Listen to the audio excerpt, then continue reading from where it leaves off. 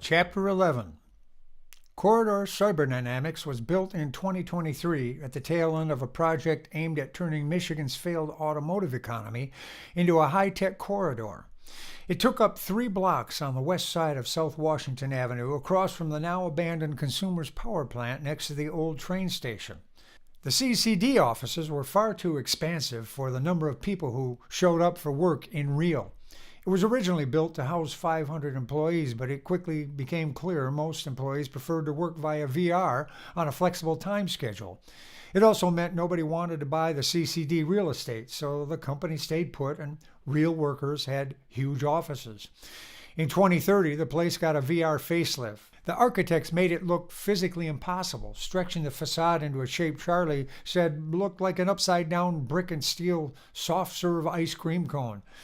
The O-car dropped Charlie at the main entrance. A dozen other O-cars sat at the curb with people sliding out. Deep in thought, he kept his head down and slipped into the lobby through the 2-story high invisible curtain.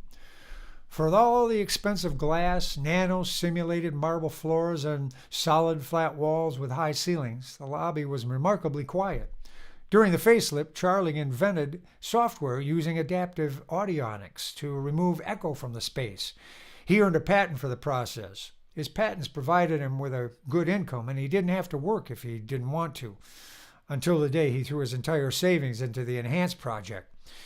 That was a year ago, and he was still all in, even though investors were once again in support of N. His financial position was one more reason N-hanced had to succeed. If it failed, he would essentially be broke, waiting for his next licensing check. His innovative ideas were one of the reasons Rob hired him. Charlie was in the initial group of software engineers around whom the CEO built the company. They sold many of their products through Orchard's O-Code store. In the center of the lobby, a solid-looking 3D logo floated 20 feet in the air and changed periodically to feature CCD products.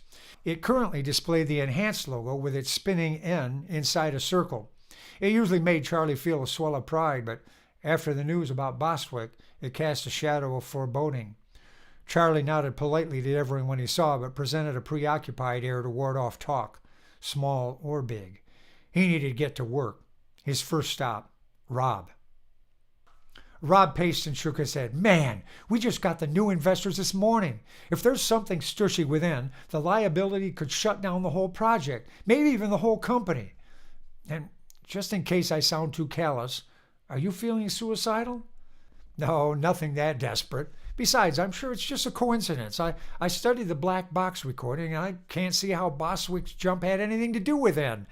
And he was the opposite of depressed. He was exhilarated to be at the canyon.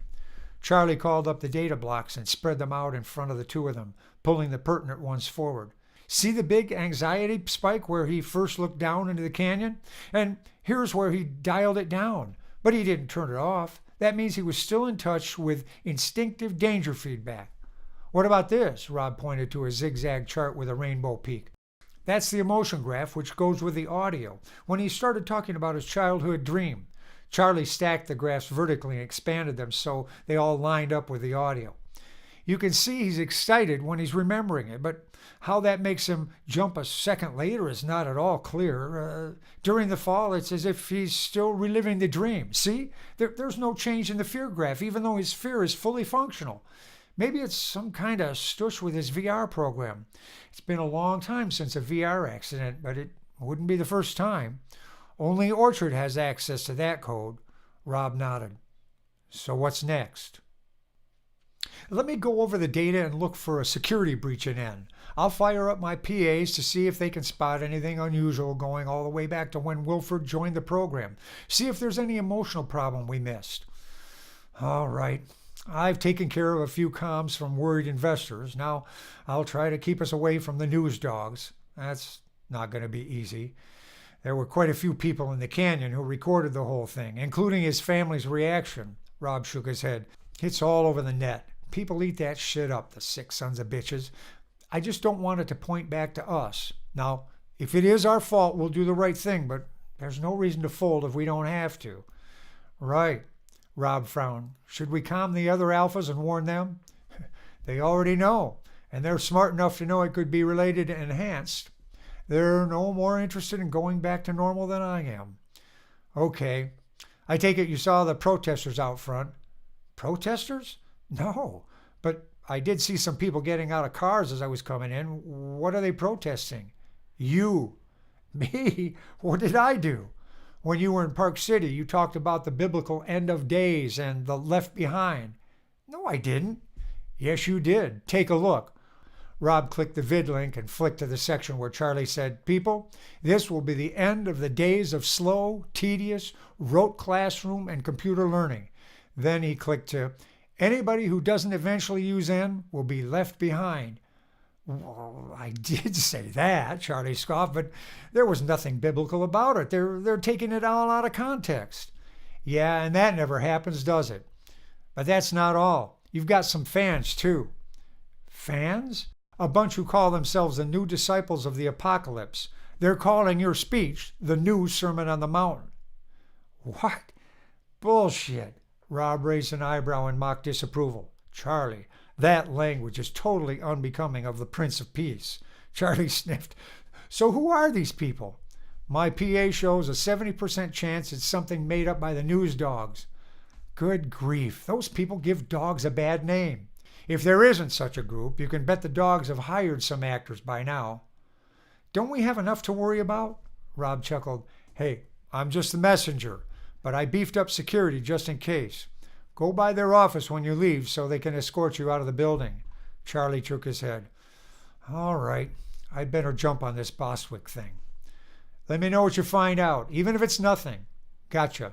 Hey, why did it take so long for the server to notify me? It's on a timer so we don't get bothered every time we lose a network connection. Shorten the time, will you? Use a different setting for yourself if you want, but I want to know as soon as there's a hint of a problem. 5 minutes okay? Make it 3. Charlie's hands moved in his ice cube. All set. Okay, get going. Oh, and don't do anything impulsive. You mean like jumping into the Grand Canyon? No problem. But now that you mention it, I'm assigning a PA to watch over my shoulder, and one for each of our testers. Thanks for the suggestion. Come on, son. I can't lose you. I mean it. Don't climb any ladders. Don't climb any stairs. In fact, see if you can't spend the rest of the day strapped to your O chair. They both squeezed out smiles that didn't quite make it to their eyes.